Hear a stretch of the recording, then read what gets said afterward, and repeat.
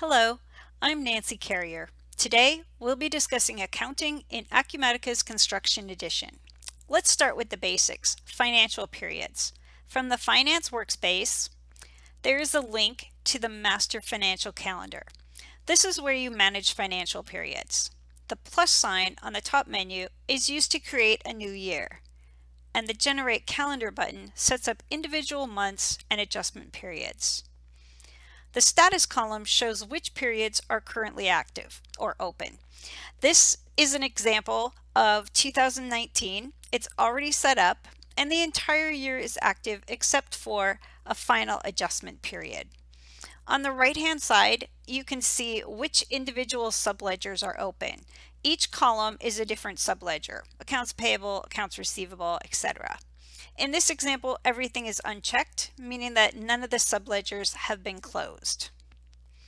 Month-end and year-end closings are very straightforward because everything is hitting the GL in real time. You still need to reconcile your accounts, review reports, all those regular period-end activities, but the actual closing in Acumatica is just a few steps. You close each subledger and then close the period. To close a subledger, I'll use accounts payable as an example.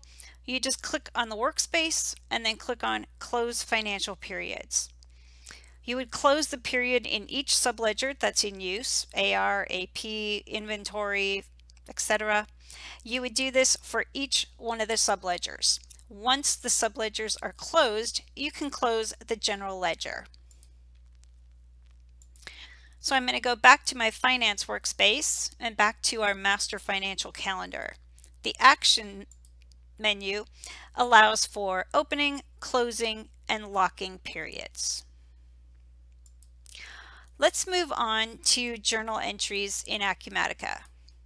From the Finance workspace, there is a tile right at the top for New Journal Entry.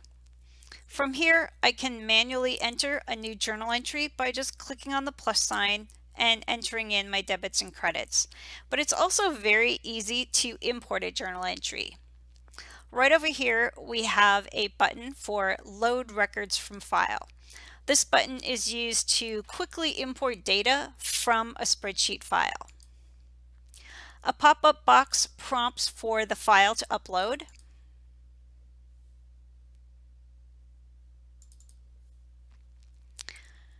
And I just click the upload button to pull in the file. There's a few parameters that can be changed if necessary, and you can map your spreadsheet file to your database fields. And now you can see the line details that have been imported.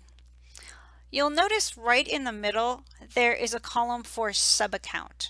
Subaccounts are an easy way to break down data within an account without exponentially growing your chart of accounts. Subaccounts are user-defined segments. You might call them dimensions or classes. They go by a lot of different names. In this example, we have two segments separated by a hyphen, but you're certainly not limited to two segments. If I highlight my first segment, and I'm just using the F3 key to show you what I'm tracking here, you can see we are tracking product groups. This transaction is being coded to the advertising expense, but it's also being coded to our consumer goods product group.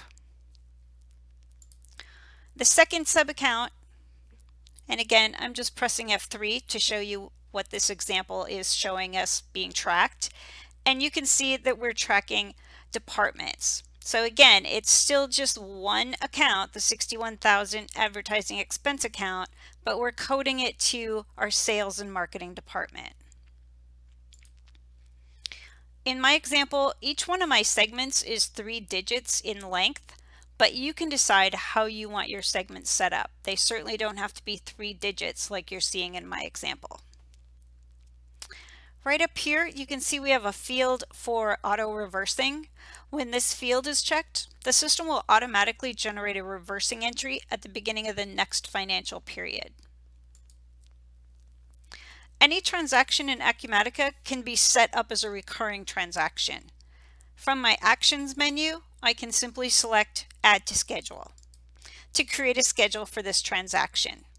We're now on the Recurring Transactions page, where you have a number of scheduling options.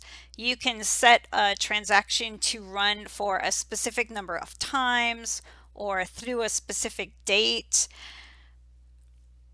or at a specific day in your financial period. You have a lot of different scheduling options. Let's take a look at one of these transactions that's actually been running for a while. One thing you'll notice is right down here at the bottom, we have two different tabs. The first tab displays the details of the original transaction, and the second tab displays all the transactions that were created based on the schedule that was set up. Hyperlinks let you quickly drill down to the individual transactions.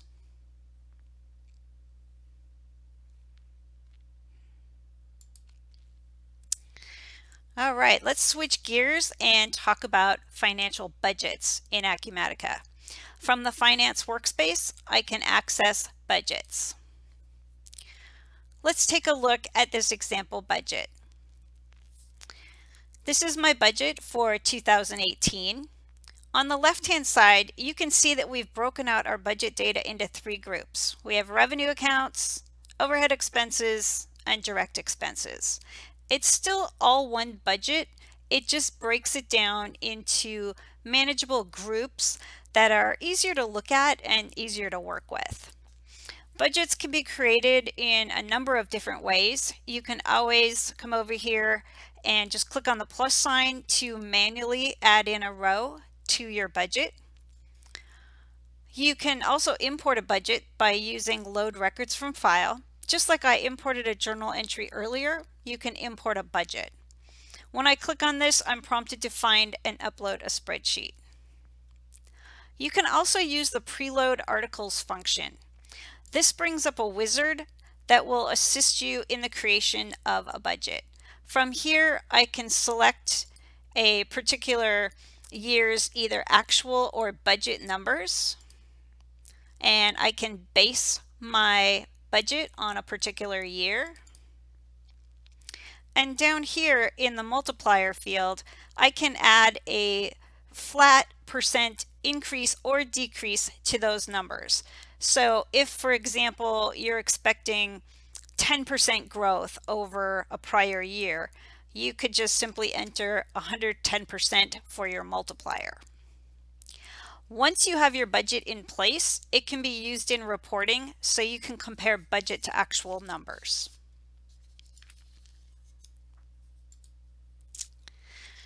Let's talk a little bit about cost allocations.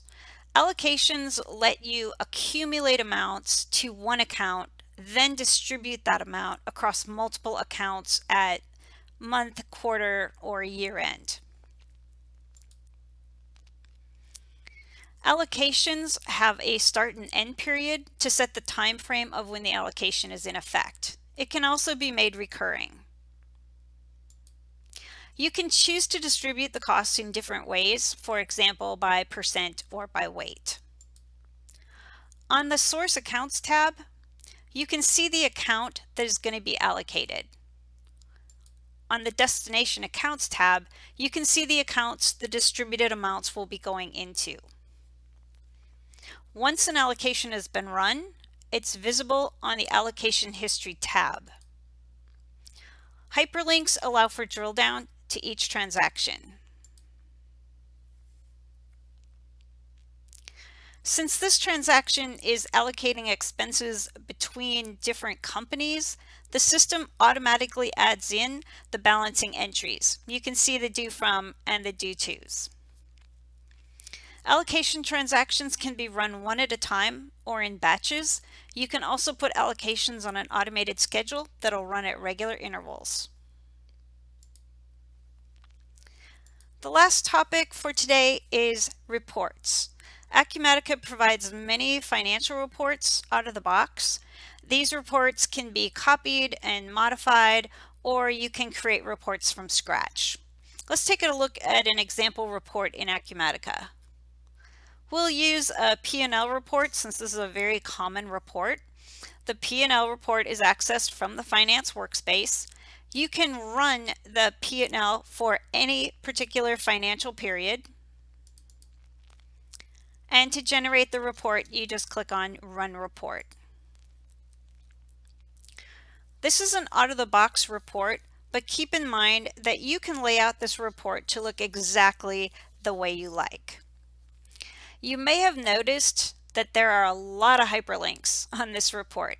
The hyperlinks make it very easy to drill down to more detailed information. For example, if the sales revenue number doesn't look correct, you can just drill down on the hyperlink to access more detail. And you can keep drilling down to more and more detail. Let's go back to our P&L.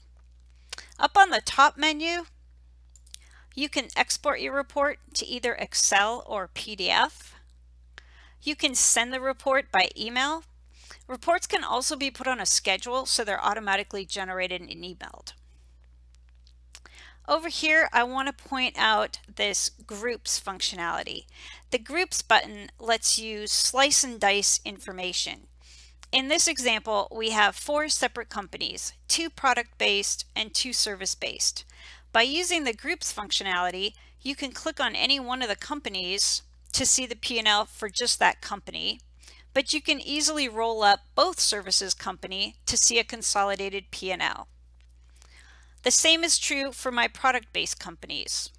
I can click on any one of the companies to see their individual P&L,